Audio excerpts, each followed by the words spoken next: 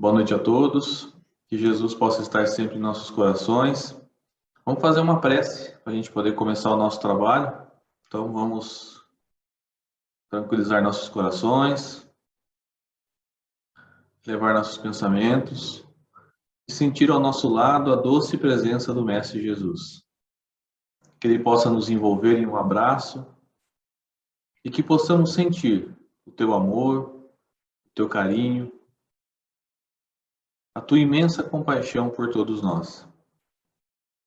Que possamos agradecer a esse Mestre maravilhoso por todo o trabalho que tem nos dado e nos permitido fazer em seu nome e em sua seara. Obrigado, Mestre Jesus, e te pedimos que esteja conosco, hoje e sempre. Muito bem, nós vamos falar um pouco hoje sobre as 3 revelações, baseados no capítulo 1 do Evangelho segundo o Espiritismo, Não vim destruir a lei. É interessante porque quando a gente começa a estudar a história da relação da espiritualidade com uma vida terrena, a gente sempre começa por uma parte. Ou a gente começa estudando, nós que somos espíritas, nós começamos estudando pela doutrina, ou nós começamos estudando pelo Cristo. Dificilmente nós começamos estudando pelo começo, que é o Velho Testamento. Então essa é a importância do Velho Testamento, para que a gente possa compreender a história como um todo. Muita gente vai dizer assim, mas o Velho Testamento é muito chato, é muito difícil de ler, é muito complicado. Realmente, ele é um pouco complicado de você fazer a leitura. Mas quando você entende as histórias, quando você entende o movimento que vem desde o Velho Testamento para o Novo Testamento e para a doutrina espírita, a gente vai perceber a ligação que existe entre esses 3 pontos. Então, a ideia é nós termos uma visão geral hoje sobre o caminhar das revelações que a espiritualidade nos trouxe desde a época de Moisés até hoje. Tudo começou há mais de 5.000 anos atrás com um homem chamado Abraão. Ele é muito referenciado na Bíblia, muito referenciado pelo povo judeu, pelo povo hebreu. Abraão é o chamado pai de todos, né? O pai de todos os hebreus. Tudo começou quando ele recebeu de Deus uma incumbência. Ele recebeu a seguinte incumbência: pegue sua esposa e vá até uma região que eu vou determinar. Então, olha como já começa a história da fé. Imagina você pegar, sair da sua casa, sair da sua cidade, sair do lugar que você mora, sair sem destino, sem saber aonde que Deus vai mandar você ir, apenas na fé de que Ele vai te mandar para um lugar necessário. Então aí já começa a mostrar a fé de Abraão, o quanto que Abraão era um homem de fé. Ele então sai, pega a sua esposa, sai e vai em direção de onde hoje é um país chamado Israel. Ele chega ao norte de onde é hoje esse país, chamado Israel. Ele chega ao norte e ali Deus envia um sinal para ele, dizendo que ali era o local onde ele deveria estar. E Deus diz para ele que a sua linhagem, ou seja, os seus filhos ou os seus netos, iriam fundar um novo, vamos chamar assim, uma nova tribo, vamos chamar assim, um novo país, uma nova nação. E que nessa nação, onde eles estariam sendo liderados ali pela linhagem de Abraão, iria nascer o Messias que foi indicado, o Messias prometido. Então, desde aquela época já havia uma ligação muito forte com a segunda revelação. Mas ainda a primeira nem tinha chegado, mas já estavam preparando a segunda. Já estavam preparando, dizendo que ali ia nascer o Messias, um espírito que iria transformar a vida de todos. Muito bem. Abraão tem um filho chamado Isaac, e Isaac tem um filho chamado Jacó. O Jacó tem 12 filhos. Esses 12 filhos, eles povoam do norte ao sul da região de onde é o país Israel. E ali eles formam as 12 tribos de Jacó. Isso é muito conhecido, muito popular no Velho Testamento, as 12 tribos de Jacó. Das 12 tribos, nós vamos ter alguns nomes. Por exemplo, José é uma das tribos, e nós vamos ter Judá. Judá era um dos irmãos, filhos de Jacó, e ele pegou a província do sul. O Judá deu origem ao povo judeu. Ah, então é daí que vem o povo judeu. Sim, o povo judeu vem de uma descendência de Abraão, uma descendência do pai de todos, daquele que ouviu o chamado de Deus. Só que a história vai rolando, as coisas vão acontecendo, e chega um determinado momento que os irmãos resolvem punir José. Eles tinham inveja de José, eles não gostavam de José, porque José tinha uma mediunidade muito grande. José tinha uma capacidade mediúnica muito grande. Então ele conversava com os espíritos, ele fazia premonições, ele fazia várias coisas que eles não conseguiam fazer. Eles não entendiam como que José conseguia fazer isso. Eles não sabiam da mediunidade, obviamente. Então eles tinham inveja e resolveram fazer o quê? Eles entregaram José para ser escravo no Egito. Então estava passando um pessoal lá do Egito e entregaram para eles como sendo escravo. Olha que irmão legal, né? 12 irmãos, 11 irmãos, né? São super gente boa, entregaram o irmão para ser escravo no Egito. Quando José chegou no Egito, aconteceu uma coisa interessante. O faraó havia tido um sonho e ninguém conseguia decifrar o sonho do faraó. O sonho que o faraó tinha tido era: haviam 12 espigas de milho cheia, 12 espigas de milho vazia. Desculpa, 12 não, 7, perdão. 7 espigas de milho cheia, 7 espigas de milho vazia. 7 vacas gordas, 7 vacas magras. E ninguém conseguia decifrar o sonho do faraó, até que José, muito sorrateiramente, falou assim: olha, eu fiquei sabendo aí que o faraó teve um sonho e ninguém consegue decifrar, eu sei o que significa o sonho dele. O faraó se interessou e resolveu chamar o seu escravo, José, para que ele pudesse falar a respeito do sonho. José disse: você terá no Egito 7 anos de muita fartura e 7 anos de muita pobreza. Então aproveite os 7 anos de muita fartura para que você possa guardar todo o alimento necessário para quando tiver os anos de pobreza vocês não passarem fome.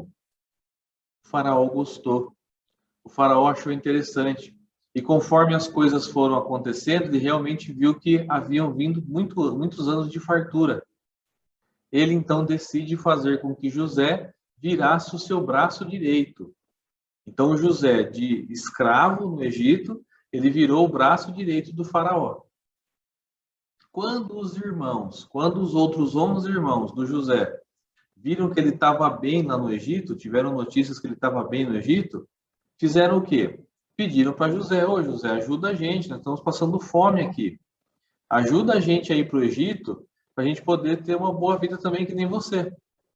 Ou seja, haviam entregue eles, né, para o povo hebreu, para o povo egípcio, e agora estavam pedindo ajuda para que ele pudesse ajudá-lo. E José, com bom coração, chama todos os seus irmãos, então eles largam a terra prometida, eles largam a região de onde hoje é Israel, saem de lá e vão para o Egito.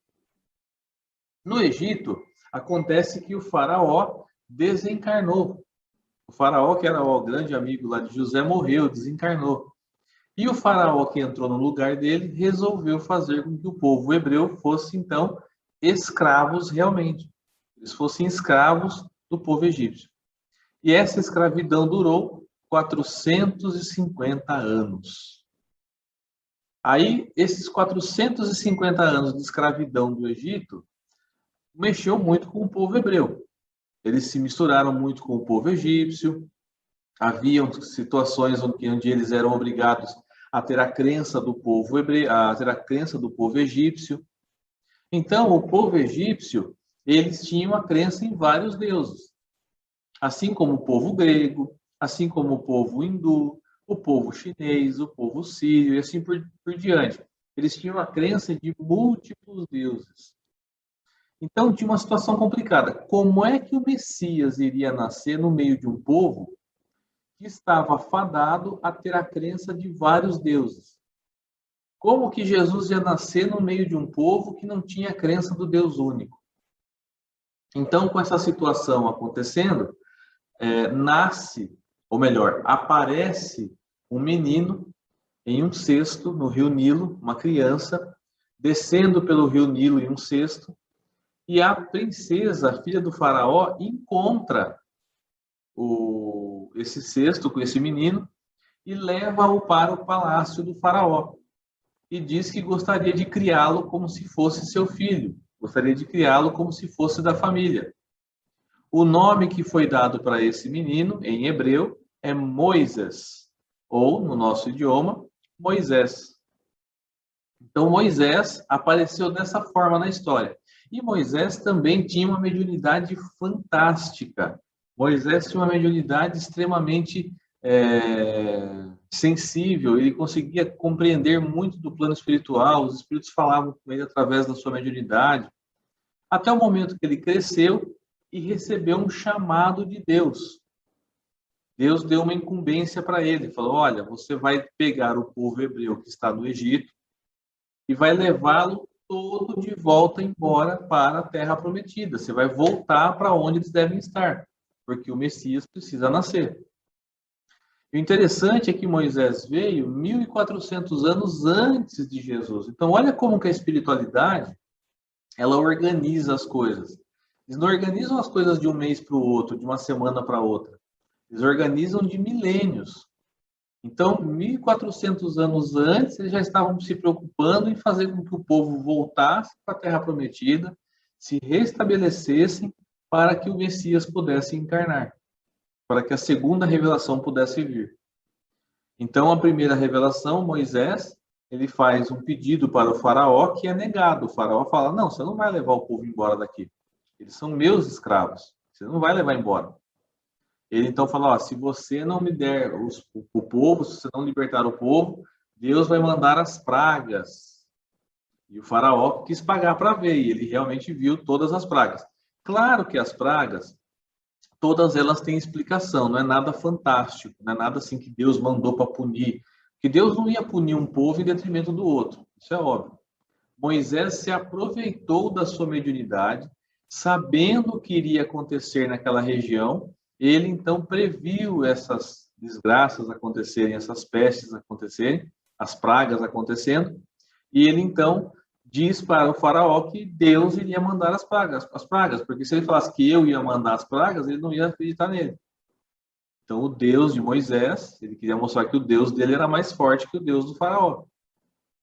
Aconteceram, o faraó não cedeu até o momento então que Moisés resolve fugir com o povo. Então ele reúne todo o povo hebreu e sai fugido do Egito. Quando ele saiu fugido do Egito, quando o faraó percebeu, mandou o seu exército atrás para poder pegar o povo. E aí acontece aquela passagem maravilhosa. Quando Moisés chega às margens do Mar Vermelho, bate o seu cajado no chão, o mar se abre, o povo hebreu passa, fecha-se o mar e o exército egípcio não consegue passar para pegar o povo hebreu. Isso é mais uma forma de história também contada pelo povo hebreu. Muito provavelmente não foi dessa forma que aconteceu, né? O mar não deve ter se aberto da forma com que eles relatam. Se você assistiu o filme, se você assistiu o desenho que tem de Moisés e tudo mais, o desenho chamado O Príncipe do Egito, que é um desenho da Disney, mostra até peixes, né, de um lado do outro, aparecendo assim, enquanto o povo hebreu atravessa o Mar Vermelho. Não deve ter sido dessa forma. O que pode ter acontecido é que Moisés, sendo guiado pela espiritualidade, sabia de um lugar onde a maré estava mais baixa. Ele podia passar com o povo naquele momento sem que a água pudesse afogá-los. Tá? Então, tudo isso são questões que a gente pode estudar um dia numa palestra, falar a respeito das pragas, falar a respeito de como foi aberto o mar. Tudo isso a gente pode trazer um dia com mais detalhes, com mais estudos. Mas tudo isso faz parte da mitologia hebraica. Moisés não consegue encerrar o seu trabalho. Quem termina foi Josué. E olha que interessante, vocês sabiam que Josué e Jesus, em hebraico, aramaico, é Yoshua, é o mesmo nome. Então, quem termina o trabalho de Moisés? Yeshua, Josué ou Jesus. Então, quando Josué consegue chegar com o povo hebreu, eles se restabelecem novamente no lugar onde hoje é o país de Israel. E aí, 1400 anos depois, nasce no planeta a luz do mundo. Nasce Jesus, o Cristo. Vem o nosso querido mestre para poder trazer toda a verdade a respeito de Deus, toda a verdade a respeito da espiritualidade superior. E ele disse uma frase interessantíssima, que eu vou ler para vocês, que está em Mateus, no capítulo 5. Ele diz o seguinte: não penseis que eu vim destruir a lei, ou os profetas. Não vim destruí-los, mas vim para dar-lhes cumprimento. Porque em verdade vos digo que o céu e a terra não passarão, até que não se cumpra tudo quanto está na lei, até o último iota e o último ponto. Iota é uma letra hebraica, enquanto essa última letra, esse último ponto não for cumprida, não vai, a lei vai continuar. Então é interessante isso, porque Jesus, mesmo com todo o seu grande poder, toda a sua capacidade, o governador espiritual do planeta, né? E quando veio primeiro Moisés não tinha um cargo de governador do planeta, Moisés era um ministro. Moisés é um dos ministros de Jesus, né? Então ele não veio com um cargo tão elevado, agora veio o governador. Nasce no planeta o governador do planeta. O espírito com a maior capacidade espiritual que a gente já viu na Terra. Então, ele nasce e ele fala: eu não vim destruir a lei, tendo em vista que a lei já é algo programada, já estava programada de antes. A lei que Moisés trouxe, os 10 mandamentos, já estava programada para que ele trouxesse os 10 mandamentos, servisse como lei para o povo naquele período, e quando Jesus viesse, ele falasse: olha, eu não vim destruir a lei. E se nós formos ver os 10 mandamentos, olha que interessante, como que eles são atuais. Tem uma linguagem um pouco mais antiga, obviamente, mas olha como são atuais. Primeiro mandamento: eu sou o Senhor teu Deus que te tirei da terra do Egito, da casa da servidão. Não terás deuses estrangeiros diante de mim. Ou seja, não terás outros deuses que não sejam a mim. Jesus está dizendo: olha, realmente é isso. Eu não vim destruir a lei, continua a lei, normal. Segundo mandamento: não usarás o nome do Senhor teu Deus em vão. Jesus também diz: não vim destruir a lei. Terceiro mandamento: lembra-te de santificar o dia de sábado. É interessante porque a gente fala: nossa, mas isso é uma lei de Deus, o dia de sábado tem que ser santificado. Na verdade, para o povo hebreu isso é muito importante, porque o 7º dia da semana é o dia do Sabat. O Sabat é a crença deles de união da espiritualidade com a vida terrena. Então, você se une com a vida espiritual no 7º dia. Então, por isso, para eles é tão importante não trabalharem no 7º dia. Eles não trabalham no dia de sábado. Acho que começa no horário na sexta-feira à noite, a partir das 18, 19 horas, se não me engano, e vai até sábado, 18, 19 horas também, sem trabalhar. Então, algumas religiões ainda seguem até hoje.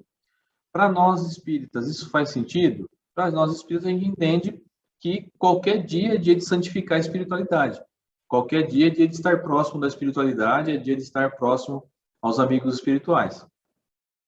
Depois, honrarás pai e mãe, não matarás, não cometerás adultério, não furtarás, não dirás falso testemunho, não desejarás a mulher do próximo, não cobiçarás a casa, nem o servo, nem a serva, nem o boi, nem o jumento, e nada que seja do seu próximo. Vocês percebem que os 10 mandamentos, eles vieram com uma linguagem mais própria para o pessoal daquela época. O que Jesus ensinou na sua segunda, como sendo a 2ª revelação, é a mesma coisa, só que de um jeito mais profundo. Ele conseguiu chegar de uma maneira muito mais profunda. E a terceira revelação, que veio 1800 anos depois do Cristo, que é o Espiritismo, vem aprofundar mais ainda, tanto a primeira quanto a segunda revelação. Então, de uma maneira interessante, a gente percebe que elas têm ligação. A gente não pode falar de estudar o Espiritismo e esquecer do Velho Testamento. Algumas pessoas dizem, o Espiritismo já é suficiente, basta estudar o Espiritismo que você já vai ter acesso a todas as informações. Eu discordo. Você precisa estudar o Espiritismo, sim. Você precisa conhecer as obras básicas, obviamente, mas você não pode deixar de procurar o Evangelho de Jesus e procurar o Velho Testamento. Porque nem o Evangelho segundo o Espiritismo tem todas as passagens de Jesus. Tem muitas passagens de Jesus que não estão no Evangelho. Então, nós precisamos buscar o estudo de uma maneira completa. Nós precisamos buscar o Velho Testamento, o Novo Testamento e o Espiritismo. E aí trazer uma série de conhecimentos interessantes para a gente poder estudar, para a gente poder desenvolver, para a gente poder aprender e assim por diante. Então, como o próprio Kardec diz do Espiritismo, o Espiritismo é a nova ciência que vem revelar aos homens, por meio de provas irrecusáveis, a existência e a natureza do mundo espiritual e suas relações com o mundo material. Então, o Espiritismo veio mostrar para a gente, veio provar para a gente como é que funciona o mundo espiritual. Como funciona o mundo espiritual? Como funciona a espiritualidade? Como é a vida após a morte? Tudo isso já existia na época de Moisés, tudo isso já existia na época de Jesus, mas nenhum deles pôde falar. E Jesus disse que ele iria mandar um novo momento na nossa vida para que a gente pudesse aprender ainda mais. Ele ia mandar um novo Consolador, um outro Consolador, que vai poder falar muito mais das coisas que ele não poderia falar. Então, ele diz que esse seria o Espírito Verdade. Com o advento do Espiritismo, vem o Espírito Verdade e nos fala a respeito das verdades da espiritualidade. Então, eu deixo aqui para todos essa importante informação. Quando formos estudar o Espiritismo, debrucemos-nos sobre as obras básicas, mas também busquemos no Velho Testamento, vamos buscar entender Moisés, vamos buscar entender alguns livros que são interessantes a gente entender, como a Gênese, como Números, como Êxodo. Êxodo é um livro maravilhoso para a gente poder estudar. Deuteronômio, Levítico, que são os livros básicos, vamos dizer assim, da crença mosaica, para que nós possamos compreender de uma maneira completa esse ensinamento maravilhoso que vem há mais de 5.000 anos para cá, se preparando para acontecer o quê? A grande transição planetária.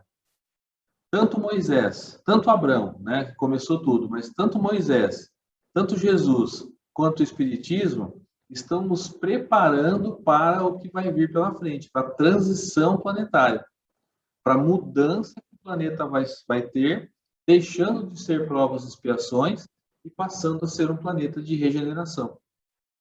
Então, a grande transição, ela já está começando a ocorrer, a gente não pode confirmar que já estamos transicionando, mas ela está começando a ocorrer, ela já está passando por muitas situações que a gente vê a transição ocorrendo. Ela já vem ocorrendo de uma maneira mais devagar há muito tempo, mas agora ela está se intensificando. E uma das características do mundo de regeneração é o desenvolvimento intelectual tecnológico. Então, isso a gente já tem, em grande parte. Olha, em 20 anos, em 30 anos, quanto que a gente desenvolveu. Agora, nós precisamos desenvolver o intelectual também. Então, que as 3 revelações possam nos cobrir e que a gente consiga buscar e entender todos esses ensinamentos de uma maneira simples, que a gente possa se debruçar no estudo, a gente possa gostar de estudar e que Jesus possa estar em nossos corações hoje e sempre. Muito obrigado pela atenção de todos e Jesus abençoe.